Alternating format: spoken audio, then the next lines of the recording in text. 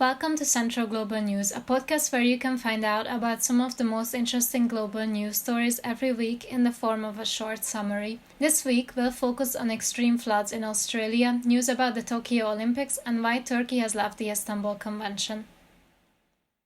18,000 people have been evacuated across the state of New South Wales in Australia due to severe floods. In some parts of the state, more than 800 millimeters of rain has fallen in less than a week, and meteorologists predict more heavy rainfall to come. The excessive amount of rain has caused rivers and dams to overflow around Sydney, the state capital, and in southeast Queensland, among other places. The affected areas are home to about a third of Australia's population. Sydney's main water source, the Warragamba Dam, overflowed as well and reached a peak of 500 gigalitres of daily discharge, which is equivalent to the volume of Sydney Harbour. There has been widespread damage. Roads and bridges have been cut off, and almost 200 schools in the state have to remain shut. The military is taking part in the search and rescue. So far, no lives have been lost, but another 50 to 100 milliliters of rain is expected to come on Tuesday, with river levels still rising. Several communities affected also suffered from last year's bushfires and drought. Scientists say climate change is contributing to the weather patterns becoming more and more extreme. Spectators from abroad will be barred from the Tokyo Olympics, according to the announcement of the International Olympic Committee and local organizers. The decision was not surprising to many, as it has been rumored for several months now. The organizers say the risk of COVID infections getting out of hand in Japan is too great to allow foreign ticket holders to attend to the event when they open in 4 months. The idea of letting many spectators in from abroad is also strongly opposed by the Japanese public. Japan is held to have been more successful at controlling the spread of the virus than most countries, with about 8,800 deaths due to COVID so far. Financially, the country takes on a significant burden by not allowing ticket holders from abroad to attend to the Olympics.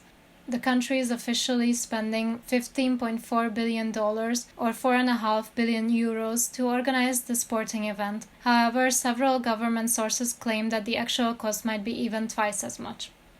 About 1 million tickets have been sold to people from outside Japan. They are promised refunds for their tickets, but it is not yet clear if they will get all their money back. The additional fees of the ticket reseller agencies that handle sales outside Japan can be up to 20% of the original price, and it is unsure whether those fees will be refunded as well. Turkish President Recep Tayyip Erdogan announced that the country is withdrawing from the Istanbul Convention, a treaty on combating violence against women. The president announced the decision in a decree published overnight from Friday to Saturday. The Istanbul Convention is the first ever legally binding set of guidelines that establishes a comprehensive legal framework and approach to combat violence against women. It's focused on preventing domestic violence, protecting victims, and prosecuting accused offenders, and it defines violence against women as a violation of human rights and a form of discrimination. The document outlines which acts must be criminalized by the participating countries. Offenses include many forms of gender-based violence, such as physical, sexual, and psychological violence, stalking, forced marriage, female genital mutilation, forced abortion, and sterilization. The convention was first opened for signatures in 2011. Turkey was the first country ever to ratify it in 2012. Since then, it has been signed and ratified by 33 more countries, and there are 12 countries that have signed but never ratified it, meaning it has not been enforced in countries including Bulgaria, Czech Republic, Hungary, Latvia, Lithuania, Ukraine, and the UK. Other countries, such as Russia and Azerbaijan, never even signed the convention in the first place. Many conservative parties and groups are against the Istanbul Convention because of its definition of gender as socially constructed roles, behaviors, activities, and attributes that a given society considers appropriate for women and men. Some countries interpret this definition as one that might make way for the allowance of more than two genders. Another reason for the lack of support for the convention by conservatives is that it requires parties to educate their societies on non-stereotyped gender roles. Some groups claim this would harm traditional family values and enforce a more liberal lifestyle.